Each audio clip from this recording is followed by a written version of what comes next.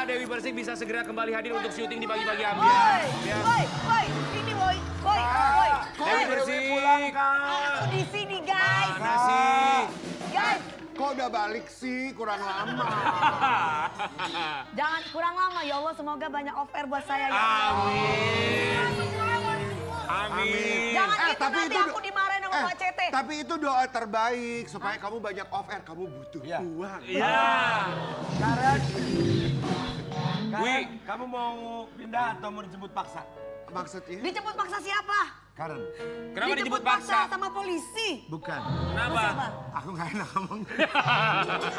Tapi Dewi. Guys, aku mau ngucapin ulang tahun boleh nggak? Boleh buat siapa yang ulang tahun? Buat cici aku, Evi, Zenek, apa sih namanya?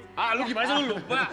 Selamat ulang tahun sayang, salam sayang dari aku di Dewi Persik. Muah. Aku Iya. juga boleh ngucapin nggak? Aku juga boleh, kamu dulu deh. Selamat ulang tahun buat Angga Wijaya. Ulang tahun. Emang ulang tahun ya? Ulang tahun kan ya? Kemarin ulang kan, tahun. kita lihat di Instastory-nya Aku nggak tahu loh. dia lagi pesta ulang tahun semalam. Dia mau pesta kek. Hei, hidup itu harus bahagia. Iya dong. I feel good. Bahagia itu, Oke. bahagia itu belum. Sabar dulu. Bahagia itu Lebih baik aku hidup menjanda daripada harus Wi, diberi cinta. Wi, udah Wi, jangan gitu Wi. Nanti yang nonton lama-lama tahu Wi, sabar. Hei, penonton udah tahu dari pertama pagi-pagi ambiar gue selalu dibully sama Wi, kalian. Wi, sebentar. Temennya mau ngomong dari tadi Wi. Nah, mau ngucapin ulang tahun buat Ayu Ting Ting kemarin ulang tahun. Oh iya, Ayu Ting Selamat ulang tahun di Gayboy mujair. Nang ding dong, nang ding dong, bet, Bandung geser. Ya, lu tadi mau ngomong apa? Karen kesian, Karen takutnya nanti dia maksudnya gue gugup kalau bahagia itu tidak selalu harus bersama. Kata Iya. siapa? Di saat tidak bersama pun harus bahagia. Karena hidup itu simple, Bukan. seperti alobank. Gak bisa. Oh iya, oke. Betul, kita semua harus bahagia dan akan jauh lebih bahagia lagi kalau kita buka Alobank. Benar. Buka Alobank, buka masa depan. Silakan langsung scan QR yang muncul di layar televisi Sobat Ambiar ya. Iya. Ya, dan dapatkan bonus Rp25.000 dalam Iya. bentuk poin dan langsung Iya. dapat dibelanja. Silakan langsung di scan dan juga upgrade ke Alo Prime. Buka Alobank, buka masa depan. Alobank Experience as simple life. Sobat Ambiar, hari ini kita temanya adalah berjuang ya. Ya. Karena memang hidup itu adalah perjuangan. Kita Betul. juga Perjuangan mengucapkan dan doa seperti lagunya. Betul. Betul, Ya. kalau nggak mau berjuang hidup sama tante-tante. Hidup sama tante-tante. Tante Dewi apaan sih? Guys, ini artis senior yang sudah berjuang melawan kanker. Wanita kuat kayak Dewi Persik, Kiki Fatmala. Kiki Fatmala. Halo Kak Kiki. Kita semua berempat mengucapkan. Terima kasih. Terima kasih loh Kak udah Sudah menyempatkan hadir di waktunya datang sini ke sini. lagi ya. Makasih juga diundang hari ini. Of course. Kita- Terakhir di sini tuh ulang tahunnya. Terakhir 28 Oktober waktu aku ulang tahun. Betul. Itu terakhir. Benar. Betul. 28 Oktober tahun 28 lalu ya. tahun lalu 2021 ya. 2021. Abis itu aku ketahuan general check up, aku sakit. Kanker. Iya. Divonis kanker stadium 4. Stadium 4. Kita yang pasti kaget juga ketika dapat informasi seorang Iya. Kiki Fatmala divonis kanker stadium 4. Tapi sekarang kondisi seperti apa?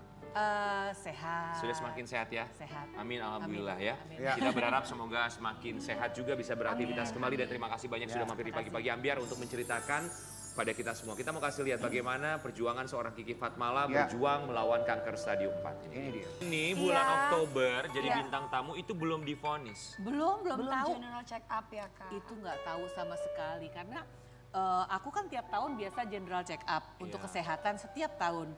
Tapi cuma miss 1 tahun di 2020 karena lagi ada COVID lagi tinggi-tingginya. Iya. Jadi aku nggak sempet general check up, cuma miss 1 tahun. Nah abis acara ambiar waktu itu, seminggu kemudian aku general check up. Iya. Nggak kepikir sama sekali. Cuma pada waktu general check up tahun itu, aku cek ada namanya untuk cancer, diet cancer juga. Ambil darah untuk cek cancer karena temen suami aku ada 2 orang cancer. Jadi itu tapi nggak kepikir, cuma cek untuk tes Iya, cancer aja. iya. Hasilnya keluar beberapa hari kemudian hasilnya keluar aku cancer, tapi belum tahu stadium berapa. Gitu, itu sempet ya shock kita berdua ya. Kakak tahu bahwa itu kanker paru-paru? Belum tahu dulu. Cuman kanker aja gitu? Iya, cancer aja. Jadi ada tahapannya sampai 1 minggu itu baru hasilnya ketahuan. Jadi habis itu cek kata dokter ada cancer, belum tahu cancer stadium berapa aja udah shock. Aku tuh suami aku shock banget. Terus dicek lagi namanya PET scan, hasil PET scan tunggu lagi 2 hari, ketahuan aku stadium 4. Allah Akbar ya. Stadium 4 kan itu nggak ada gejala apa-apa sama sekali. Nggak ada gejala sama sekali, itu kanker paru stadium 4. Langsung itu, stadium 4. Diagnosanya ya? Iya. Jadi gejala tidak ada keluhan sama sekali? Sama sekali nggak ada. Biasanya kata dokter kalau saya udah stadium 4 itu biasanya batuk, keluar darah. Katanya. Jadi orang kenapa datang ke dokter karena ada masalah batuk terus keluar darah baru Ini nggak ada masalah apa-apa Kak? Enggak, itu kayak pernafasan misalkan mungkin sesak. Sesek ya? Enggak sama sekali, aku nggak ada tanda-tanda. Karena seminggu sebelumnya aku di sini.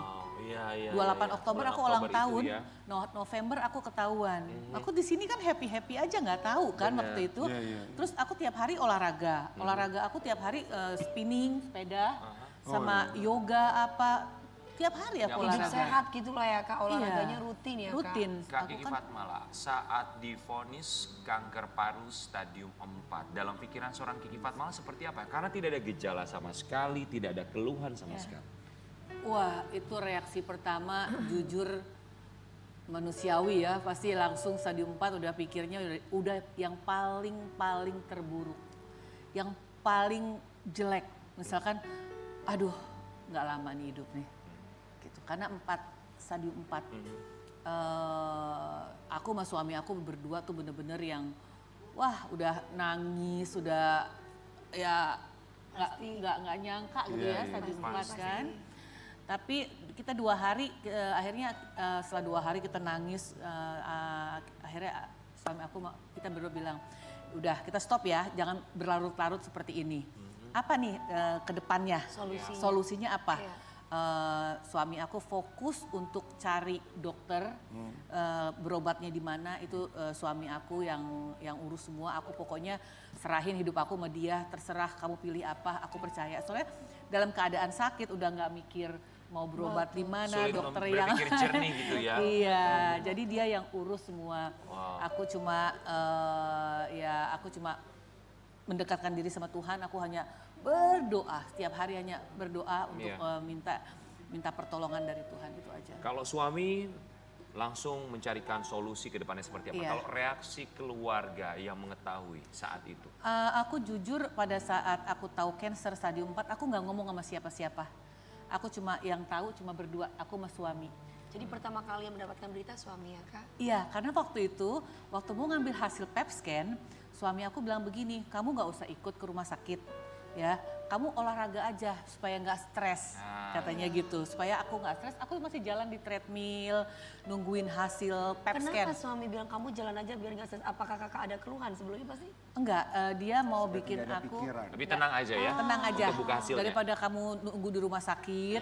Karena di rumah sakit itu kalau abis lagi PET scan, aku tuh lihat waktu sebelum ambil hasil, waktu melakukan PET scan, aku tuh yang udah nangis terus karena aku ngelihat orang yang rambutnya udah nggak ada, maaf, udah botak, terus yang udah yang orang mukanya yang sedih lagi nunggu mau PET scan atau ngambil hasilnya. Menghindari itu ya untuk stres apa segala macam kepikiran. Tapi ini pertanyaannya, ketika yang mengambil hasilnya adalah suami, dia membuka hasilnya terlebih dahulu atau dibuka bersama-sama di rumah? Oh, dia udah buka di sana. Waktu ambil dia ketemu dokter, dijelasin nama dokternya. Oke, ketika pulang ke rumah, kalimat apa yang disampaikan suami? Pas pulang ke rumah aku udah punya feeling, karena waktu aku WhatsApp gimana hasilnya, dia diam aja. Waktu itu dia nggak bales WhatsApp aku karena dia lagi nangis di sana. Ngomong sama dokter, dia cerita sama aku, dia tuh jarang nangis. Dia nangis di sana kayaknya stadium 4 buat dia juga shock juga berat buat dia gitu ya. Jadi dia nggak balas. Aku udah punya feeling. Aku di treadmill stop olahraga, aku jadi nggak mood lagi ya mau olahraga. Aku pikir gini, pasti nih hasilnya yang nggak bagus. Aku udah punya feeling kayak gitu. Pas aku pulang sampai rumah, dia cuma bilang, kamu jangan kaget ya. udah bilang begitu aku udah kaget. udah terima gitu ya.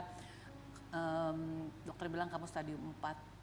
Aku udah nggak bisa ngomong, dia nggak ngomong, cuma kita keluar air mata tuh udah nggak stop, air mata tuh udah keluar aja, udah nggak bisa ngomong apa-apa. Kakak tanya stadium 4 apa? Udah pertamanya udah tahu kan paru-paru. Pertama tahu dulu masalahnya ada cancer nomor 1 di paru-paru. Setelah itu kita PET scan, baru ketahuan hasilnya stadium, bisa tahu stadium berapa setelah melalui PET scan. Gitu. Berdua bersama suami. Ya, itu dengan hasil yang pastinya wah berat sekali, 4 ya. Akan berat bagi siapapun. Berat 4. Tapi Kak Kiki sampai dengan saat ini Kak Kiki ada di sini duduk bersama dengan kita. Stadium 4 itu yang saya tahu karena persis sama sekali seperti almarhum ibu saya. Ibu saya tuh orang yang paling sehat sekali. Sampai pada akhirnya dapat vonis stadium 4. Paru-paru juga? Iya. Tapi itu mama sudah semakin lama semakin lemah. Hanya punya waktu hidup 8 bulan sebenarnya. Dokter juga bilang aku kira-kira 8 bulan. 8 bulan. Nah, Kak Kiki sampai sekarang masih kelihatan bugar, sehat, begitu cantik. Tidak ada perubahan ya? Tidak ada kelihatan ada masalah. Ada masalah, ada sakit. Itu bagaimana perkembangannya Kak Kiki sampai sekarang? Aku juga kadang ya, aku selalu berpikir ini semua berkat pertolongan Tuhan. Mau dokter bagus, obat bagus, tapi kalau tidak ada penyertaan dari Tuhan, aku nggak mungkin ada di sini. Ya, ini suatu anugerah. Mujizat. Tuhan kasih kemampuan itu semua. Iya, ini semua Tuhan yang menyertai aku sampai aku tuh bisa duduk di sini. Aku tiap hari tidak henti-hentinya mengucap syukur kebaikan Tuhan. Ya, setiap manusia pasti akan melalui pencobaan. Ya. Dan itu sebuah Tuhan izinkan. Dan pastinya juga kita hadirkan di sini Kak Kiki Fatmala juga untuk terus bisa memberikan semangat untuk mereka yang sedang berjuang melawan kanker sampai dengan saat ini. Bahwa apapun tentu saja dengan usaha dan juga doa, apapun bisa terjadi. Dan berbicara mengenai usaha, ini usaha yang dilakukan seorang Kiki Fatmala beberapa waktu terakhir ini. Kita mau kasih lihat, boleh mungkin cerita sama kita semua di sini ya. Ya, Kiki Fatmala pulang ke Jakarta usai jalani 6 kali kemoterapi. Wow, sudah 6 kali kemoterapi. Itu baru saya mau Dari tanyakan. bulan apa itu Kak? Aku tahu 28 Oktober waktu di sini, November awal.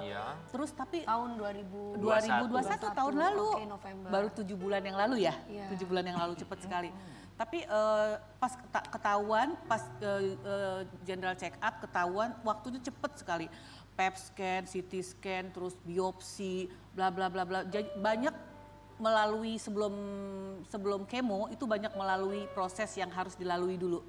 Setelah itu di Indonesia, setelah itu suami aku dia ada 5 tempat yang tadinya mau di mana. Ternyata kita memutuskan untuk di Singapura. Di Singapura kemoterapinya? Tadinya aku kemoterapinya di Singapura. Jadi aku itu dulu di namanya radiasi. Radiasi. Ada 2 pilihannya. Karena cancer aku katanya, ini segede handphone, sebesar handphone ini, adanya di belakang. Oh ya Allah. Belakang sebelah kanan. Jadi itu harus diradiasi dulu. Kalau di Singapura diradiasi dulu, diperkecil dulu. Size-nya diperkecil dulu. Jadi aku melakukan radiasi 6 kali. Radiasinya diradiasi 6 kali sebelum kemo. Radiasi 6 kali, aku sangat bersyukur. Katanya kalau orang radiasi itu nanti memar-memar, sakit aku bersyukur Tuhan baik banget. Aku nggak ngalamin memar-memar, aku nggak ngalamin sakit-sakit itu enggak. Jadi aku santai aja jalan-jalan, pokoknya aku nggak kayak orang sakit, pokoknya biasa aja gitu. Itu radiasi 6 kali itu penyinaran berarti ya? Penyinaran. Iya. Kurang lebih seperti itu ya. 6 kali setelah radiasi masuk ke sesi kemoterapi. Iya, diperkecil dulu ininya baru kemoterapi. Jadi sempat kemo? Kemo 6 kali. 6 kali. Berapa lama itu satu cycle, satu putaran 6 kali kemoterapi itu berapa lama? Aku pertama kali kemo lakukannya di Singapura. Di Singapura sekali. Dan pada saat itu seharusnya dokter bilang harus 7 kali. Aku nggak mau tinggal di Singapura selama 8 bulan atau 7 bulan ya. Wow, mahal banget kan di sana. Terus udah gitu ya akhirnya bisa kata dokter obat kemonya itu dibawa ke Indonesia. Dan aku bisa melakukan kemoterapi di Indonesia dengan bawa obat dari Singapura, obat-obat yang dari Singapura. Jadi kemo pertama aku di Singapura, bawa obat-obatnya ke Indonesia. Kemo kedua aku nggak bisa melakukan kemo itu di rumah sakit. Karena rumah sakit nggak bisa bawa obat dari luar, harus obat yang ada di rumah sakit. Akhirnya suami aku cari dokter dan suster yang bisa melakukan kemo di rumah. Itu boleh ya? Boleh. Katanya di Amerika udah sering banyak pasien yang melakukan itu, di Indonesia aja yang nggak terlalu banyak. Akhirnya aku melakukan kemo kedua di Indonesia di rumah, ini di kamar aku kan. Ini kamar. Ini yang kedua ya, kemo kedua sudah mulai di Indonesia. Kemo kedua di Indonesia, kemo ketiga di Indonesia, sampai kemo yang kelima di Indonesia, kemo terakhir di Singapura. Itu totalnya jarak dari 1 sampai ke 6 selesai satu cycle, satu putaran kemoterapi. Jadi kemonya per 3 minggu. Per 3 minggu. 3 minggu stop. Waktu habis kemo, 1 minggu sebelum habis kemo itu badan aduh. Itu efeknya ya Kak? Efeknya sih kalau Nah mau itu dia cerita. karena banyak sekali penderita kanker yang kanker tuh yang punya cerita di saat melakukan kemoterapi itu mereka bahkan ada yang tidak kuat untuk berhenti sesi kemonya untuk mempertahankan badannya sendiri gitu. Katanya kemo itu sakit yang Kakak Nah itu rasain? rasanya gimana Kak Kiki? Aku juga sebelum aku melakukan kemo, suami aku udah bilang kamu yang kuat ya, kamu yang kuat. Karena kemo itu sangat menyiksa badan kamu dan kamu ingat, Habiskan badan. iya, pokoknya harus kuat. Waktu aku kemo, aku tuh bener-bener ngerasain dokter bilang nanti muntah-muntah, dikasih obat muntah-muntah, nanti diare dikasih obat diare, nanti ini semua obat segala macam, nanti sariawan, kuku patah, mula kering, semua obat satu tas dari Singapura aku bawa itu obat semua. Efek kalau misalkan lagi di kemo ada masalah setelah kemo. Ternyata aku sangat bersyukur. Nggak ada masalah itu. Aku nggak bener ini bisa kayak miracle. Tapi mukjizat. Aku nggak ngalamin itu. Cuma yang anehnya apa yang dokter bilang ini, aku cuma ngalamin apa? Aku susah ke toilet, ke belakang. Bisa sampai susah banget itu. Ya? Malah orang bilang diare, malah aku nggak bisa. Jadi tidak ada ngerasa segala macam. Karena ada orang bilang ini kesakitannya sangat luar biasa. Muntah-muntah, diare, segala macam, rontok rambut. Lihat rambut aku masih ada. Ini yang hebat sekali loh. Terus udah gitu aku cuma muka aku kayak full moon. Agak lebih cabi ya, lebih bulat cabi gitu. Jadi muka aku lihat muka aku kok bengkak gitu. Terus berat badan aku nggak turun. Iya kan berat ini. Iya kayak aku dulu gitu ya, full moon. Iya. Jadi muka aku full moon, jadi kata dokter itu sama flek-flek muka. Oh hanya sebatas itu aja ya? Iya, sebatas Kak Kiki, how are you doing now? Gimana? Aku, puji Tuhan aku sehat. Sudah diperiksa lagi, sudah datang lagi, jadi, apa kata dokter? Kata dokter aku tidak harus melakukan kemoterapi lagi, udah selesai. Wow, berarti sel kankernya sudah tidak aktif lagi? Sudah tidur. Sudah tidur lagi Sudah tidur. Karena memang setiap orang itu punya sel kanker, tapi tidur aktif atau tidaknya itu ya. Tapi sekarang aku masih menjalani sekarang namanya imunologi. Imunologi itu untuk badan lebih jadi fit, lebih kuat. Imunnya bagus gitu Imunnya jadi bagus. Ini selama per 3 minggu aku melakukan imunologi, obatnya pun dari sana, dari Singapura semua obatnya. Sama seperti melakukan kemo, diinfus per 3 minggu. Tapi aku tetap terus dipantau sampai sekarang, jadi aku akan PET scan per 3 bulan. Harus tetap dipantau terus. Tetap harus dimonitor. Ada makanan-makanan nggak Kak yang... Aku malahan nggak ada makan pantangan. Daging merah, daging... Aku malah disuruh makan daging merah. Aneh kan? Aku kan nggak gitu suka daging. Aku disuruh makan daging karena darah aku rendah, jadi aku harus makan daging. Itu ya. Kita mau kasih lihat juga buat Sobat Ambiar bahwa tentu saja dalam menghadapi setiap masalah berjuang bukan hanya kita sendiri harus berjuang, tapi support system kita juga ikut berjuang, termasuk suami dari Kiki Fatmala. Jadi kita punya sebuah artikel. Suami Kiki Fatmala rela dipecat dari pekerjaan demi dampingi istri lawan kanker paru stadium 4. Jadi dipecat dari pekerjaannya? Enggak, tapi dia siap untuk dipecat. Iya, dia bilang nggak apa-apa lah aku kalau dipecat, yang penting aku ngurusin kamu gitu. So sweet. Tapi aku luar biasa loh, aku benar-benar bersyukur gitu ya. kayaknya waktu sebelum aku sakit aku menikah sama dia, terus nggak lama aku ngalamin seperti ini, sakit gitu ya. Aku sangat bersyukur Tuhan, aku ucap syukur diberi suami yang baik sekali ya. Waktu aku sakit dia selalu ada di sisi aku, itu sangat penting ternyata kalau kita dalam keadaan lagi drop ada pendamping kita yang mensupport, itu sangat penting. Ya, jadi itu kalau dipecat tidak benar tapi siap. Untuk menerima resiko selama bisa menemani istri gitu. Jadi kalau aku lagi kemo, dia tuh nggak pernah ninggalin untuk kerja, nggak. Dia di sebelah aku. Karena aku tahu lagi diinfus apa aku lemes, dia di sebelah aku terus. Jadi dia kerjanya tuh di rumah, dia ngurusin aku sekali. Jadi kakak merasa kuat ya karena suami selalu mensupport ya, lahir maupun batin. Amazing.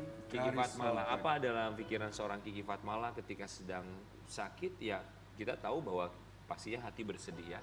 Tapi kalau sakit memang harus bahagia yang pertama intinya hatinya. Tapi kita melihat orang yang samping kita, yang selalu mendampingi kita juga dalam hati dia juga pasti bersedih walaupun berusaha untuk menegarkan dirinya supaya kita juga tegar. Melihat itu suami seperti apa? Aku selalu kalau di depan dia, aku nggak pernah mau mengeluh. Aku pun nggak pernah mengeluh sama Tuhan gitu. Aku kok begini ya, kenapa begini? Enggak, aku nggak pernah mengeluh. Dan di depan dia aku tidak pernah mau mengeluh. Jadi kalau dia tanya sakit nggak, rasanya gimana? Aku bilang nggak terlalu sakit kok. Gitu. Jadi padahal sakit nggak?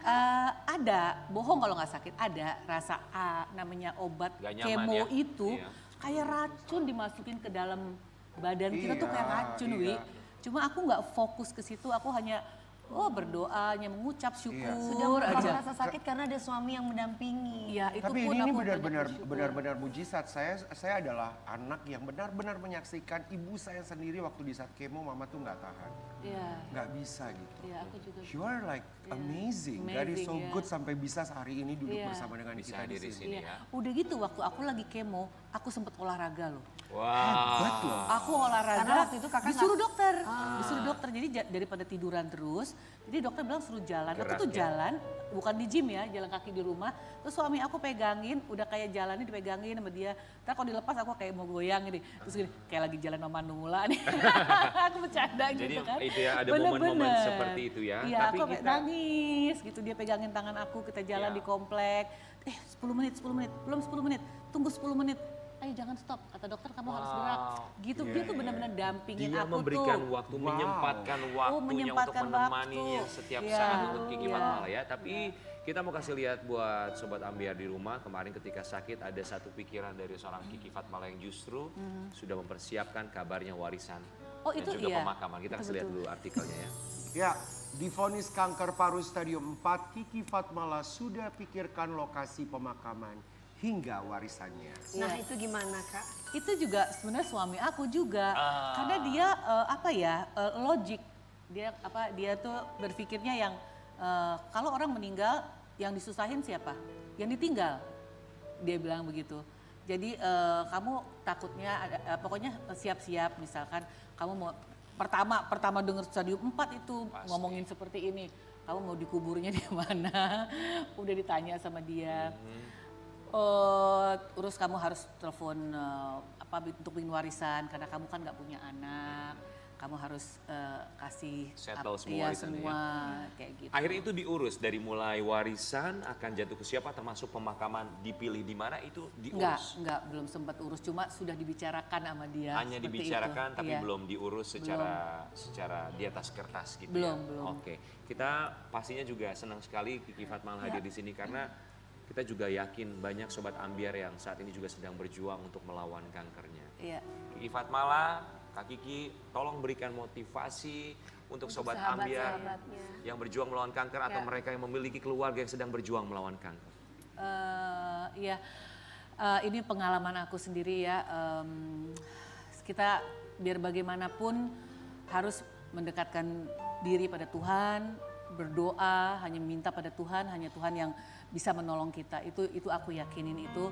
Dan keluarga sangat penting untuk mensupport pasien yang menderita kanker. Karena support dari keluarga itu sangat berarti, sangat memberi kekuatan untuk pasien. Terus ketiga, misalkan kita jangan banyak mengeluh aja, tapi harus banyak mengucap syukur. Mengucap syukur Tuhan masih kasih kita nafas pagi itu suatu anugerah. Aku selalu mengucap syukur walaupun sakit, walaupun ini cancer stadium 4, aku mengucap syukur. Misalkan aku makan masih bisa ada rasa. Rasa aku tuh bisa makan walaupun mual tapi aku masih ada rasa untuk makan. Itu hal yang harus kita syukuri. Kalau kita bisa tidur, itu hal yang harus kita syukuri. Banyak sekali hal yang bisa kita syukuri dan banyak bersyukur dan jangan mengeluh. Makasih. Banyak bersyukur, Kiki Fatmala juga pastinya bersyukur memiliki suami yang luar biasa. Oh iya. Silakan apa yang ingin disampaikan untuk suami tercinta? Aku selalu mengucap syukur. Aku punya, apalagi aku lihat kalau suami aku sedang ngurusin aku sakit, apa gitu ya. Aku mengucap syukur. Aku bilang, Tuhan baik sekali. Makasih sebelum aku sakit, aku sudah disediakan orang yang bisa mendampingi aku saat aku sakit. Aku selalu mengucap syukur dan nggak henti-hentinya aku juga selalu bilang sama dia, sayang, aku makasih banget kamu urus aku makasih banget. Sampai aku tuh kadang-kadang suka nangis, dia hanya mengucapkan terima kasih sama pasangan kita yang sudah mendampingi kita. Ya, aku banyak mengucap syukur apapun itu dalam segala hal. I love you sayang. Begitulah kehidupan, yang terpenting kita tidak boleh berprasangka buruk terhadap Tuhan. Karena apapun yang terjadi dalam hidup kita, kita selalu bisa menemukan hal baik, termasuk orang-orang baik yang selalu mendampingi dan juga mendoakan. Kita akan kembali sesaat lagi, tetap pagi-pagi.